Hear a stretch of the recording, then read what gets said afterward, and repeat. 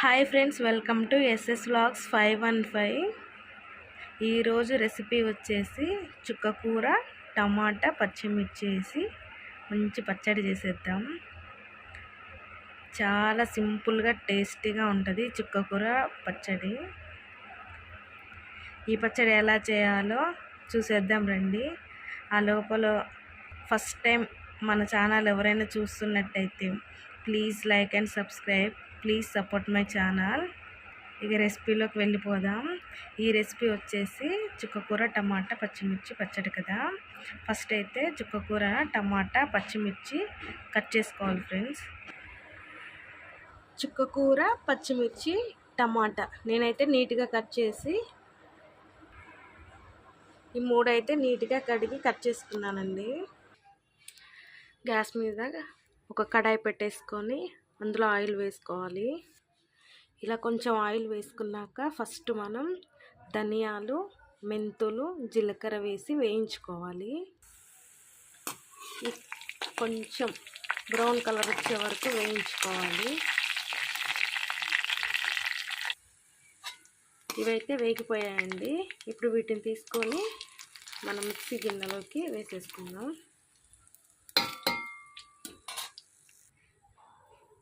ధనియాలు అయితే మిక్సీ గిన్నెలోకి వేసేసుకున్నామండి. ఇప్పుడు ఇదే కడాయిలో ఆయిల్ వేసేసుకొని కొంచెం పచ్చిమిర్చి వేసి వేయించుకోవాలి. ఇలా పచ్చిమిర్చి అయితే వేయించుకోవాలండి. ఈ పచ్చళ్ళలోకి అయితే మనకి పచ్చిమిర్చి ఎక్కువగానే పడుద్ది, ఎందుకంటే చుక్కకూర పులుపే ఉంటుంది, టమాటాలు కూడా పుల్లగా ఉంటాయి కాబట్టి కొంచెం పచ్చిమిర్చి అయితే ఎక్కువగానే వేసుకోవాలి. ఈ పచ్చిమిర్చి కూడా వేగిపోయింది.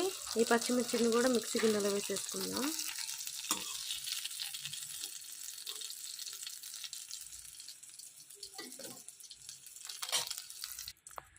పచ్చిమిర్చి కూడా మిక్సీలో వేసేసుకున్నాం కదా. ఇప్పుడు అదే కడాయిలో టమాటా వేసి వేపుకుందాం. ఈ టమాటాలు కూడా కొంచెం పచ్చి వాసన పోయేంత వరకు వేయించుకోవాలి.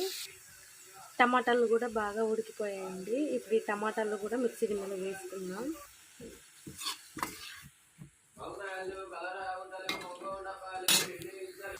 ఇప్పుడు అదే కడాయిలో మనం చుక్కకూర కూడా వేసి ఉడకబెట్టుకుందాం.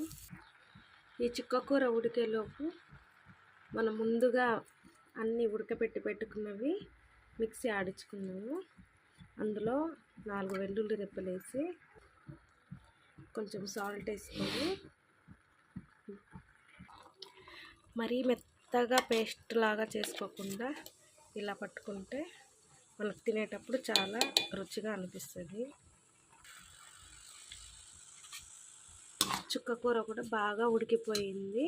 ఈ చుక్కకూరను కూడా మిక్సీలో వేసుకుందాం.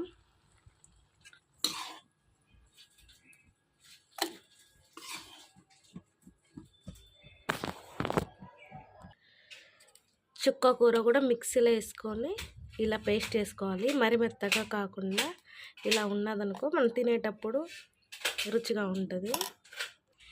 ఇప్పుడు పచ్చడి తాలింపు వేసుకుందాము. దానికోసం గ్యాస్ మీద కడాయి పెట్టుకొని ఆయిల్ వేసుకోవాలి. ఆయిల్ వేడయ్యాక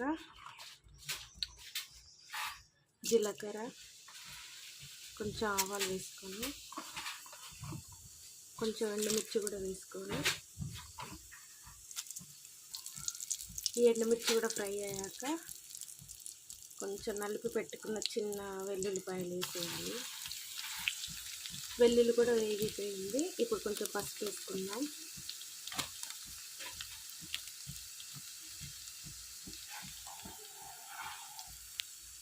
ఇప్పుడు ముందుగా మిక్సీ పట్టుకున్న చుక్కకూర పచ్చడిని అందులో వేసేద్దాం.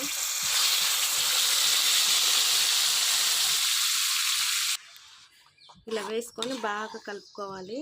ఇలా కలుపుకునేటప్పుడే ఉప్పు సరిపోయిందా లేదా ఒకసారి రుచి చూసుకోండి. ఒకసారి టేస్ట్ వేస్తే ఉప్పు సరిపోయిందా లేదా తెలుస్తుంది.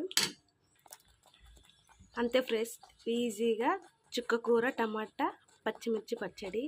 ఒకసారి ఇలా చేసుకొని తిన్నారంటే ఇంకెప్పుడైనా చుక్కకూర కనిపిస్తే ఇలానే చేసుకోవాలనిపిస్తుంది. ఇంతసేపు వీడియో చూసినందుకు థ్యాంక్స్ ఫ్రెండ్స్. ఒక లైక్ చేసి సబ్స్క్రైబ్ చేసుకోండి.